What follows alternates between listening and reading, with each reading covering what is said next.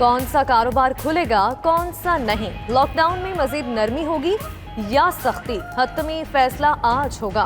वजीर आजम इमरान खान की ज़ेर सदारत कौमी राब्ता कमेटी का अहम इजलास आज होगा। वफाकी वज़रा, वज़राए आला, NDMA और महकमा सेहत के हुक्काम शिरकत करेंगे। तमाम फैसले इत्तफाक राय से किए जाएंगे। कौमी राब्ता कमेटी के इजलास के बाद वजीर आजम इमरान खान कौम को एतमाद मिलेंगे। वज़ीर आला पंजाब का मार्केट्स और बाजारों में SOPs पर सख्ती से अमल दरामद का हुक्म। उस्मान बुज़दार कहते हैं कोरोना वबा का फैलाव रोकने के लिए SOPs पर अमल दरामद ज़रूरी है। आवाम से अपील है हुकूमती हिदायत पर अमल करें। ताजर बरादरी भी अमल दरामद यकीनी बनाए। आम आदमी की मुआशी मुश्किलात का एहसास करते हुए कारोबार की इजाज़त दी। वज़ीर आज़म की ज़ेर सदारत अहम इजलास। इमरान खान को आइंदा बजट पर ब्रीफिंग। मुशीर खजाना अब्दुल हफीज शेख, वफाकी वज़रा हमाद अजहर, असद उमर, खुसरो बख्तियार, मुशीर तजारत अब्दुल रज़ाक दाऊद भी शरीक। इजलास में वफाकी बजट के हुजम महसूलात के अहदाफ का जायजा लिया गया। वज़ीर आज़म बजट में मुराद से मुतालिक खुसूसी हदायत भी देंगे।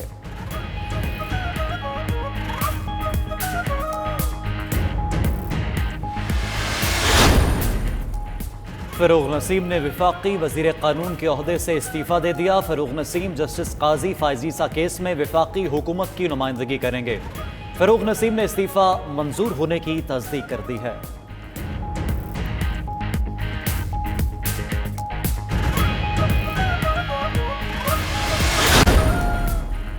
वफाकी वज़ीर फवाद चौधरी ने नवाज शरीफ के पाकिस्तान में होने वाले टेस्टों की तहकीकात का मुतालबा कर दिया। वज़ीर आज़म इमरान खान को लिखे गए ख़त में कहा, सामने आने वाली तस्वीर में नवाज शरीफ की हालत अच्छी नज़र आ रही है। खदशा है पाकिस्तान में जाली टेस्ट रिपोर्ट्स तैयार की गईं। तयन होना चाहिए किसने हक़ाइक़ को मस्क किया।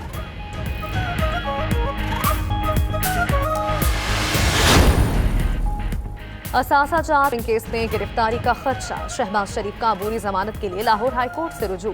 दरखास्त में चेयरमैन नैब समेत दीगर को फरीक बनाया गया है। उधर नैब लाहौर ने कल शहबाज शरीफ की पेशी के लिए तमाम हिफाजती इक़दाम मुकम्मल कर दिए।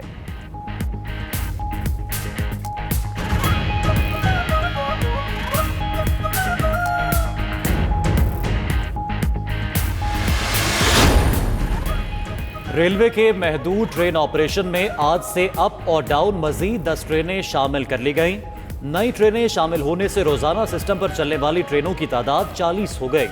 नई चलने वाली ट्रेनों में Sir Syed Express, Shalimar Express, Bahauddin Zakaria Express भी शामिल हैं।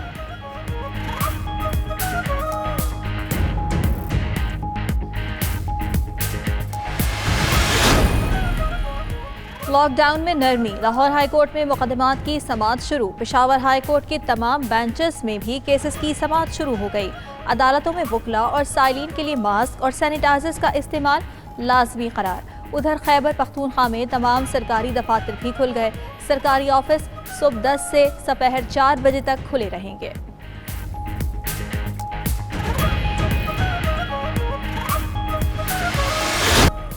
आलमी मंडी में तेल की कीमतों में कमी का पूरा फायदा आवाम तक मुंतकिल नहीं हो सका। हुकूमत ने पेट्रोल पर आयद लीवी में 6 रुपए 20 पैसे फी लीटर इजाफा कर दिया।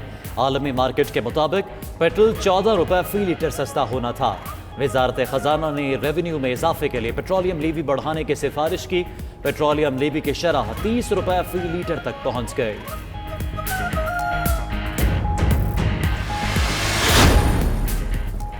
सोने के जेवरात पर टैक्स का निज़ाम बदलने की तैयारियां। बजट में 10 तोले से ज़्यादा सोने की खरीदारी पर शनाख्ती कार्ड की शर्त आयद करने पर गौर।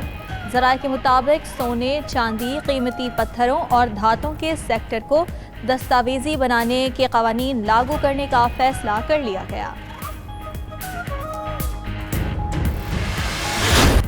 वफाकी काबीना का अहम इजलास कल तलब। यूटिलिटी स्टोर्स कॉरपोरेशन में लाजमी सर्विसेज एक्ट नाफिज करने की मंजूरी एजेंडा का हिस्सा। समरी में यूटिलिटी स्टोर्स मुलाजमीन के लिए आइंदा 6 माह हड़ताल और एहतजाज पर पाबंदी आयद करने की सिफारिश। काबीना इजलास में मुआशी उमूर और कोरोना की सूरत हाल का भी जायजा लिया जाएगा।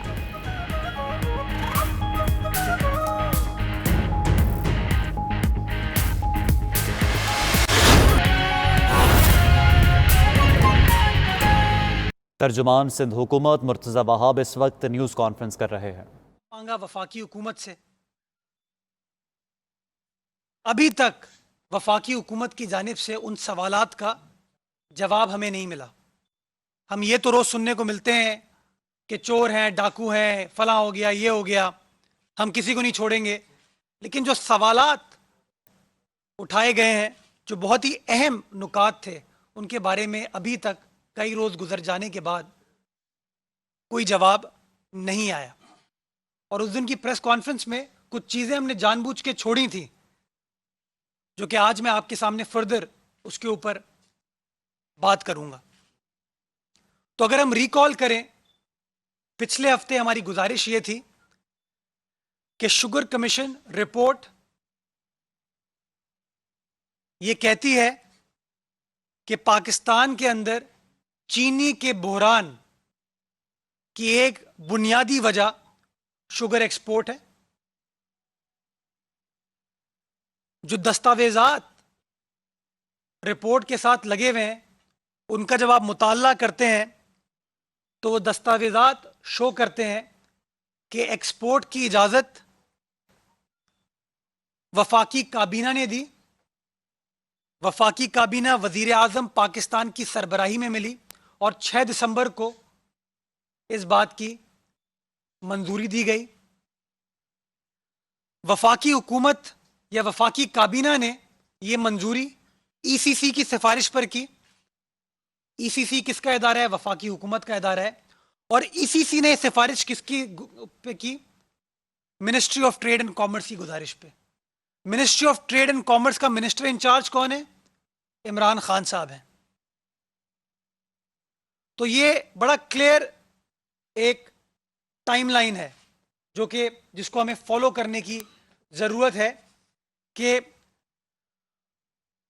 पहली बार मिनिस्ट्री ऑफ कॉमर्स ने 28 सितंबर 2018 को यह सिफारिश की कि 1 मिलियन टन चीनी की एक्सपोर्ट कर दी जाए। ये कागज कमीशन रिपोर्ट पे सफ़ा नंबर 312 पर मौजूद है। 2 अक्टूबर 2018 को ईसीसी इस बात को अप्रूव करती है। वो कागज सफ़ा नंबर 321 पर अवेलेबल है।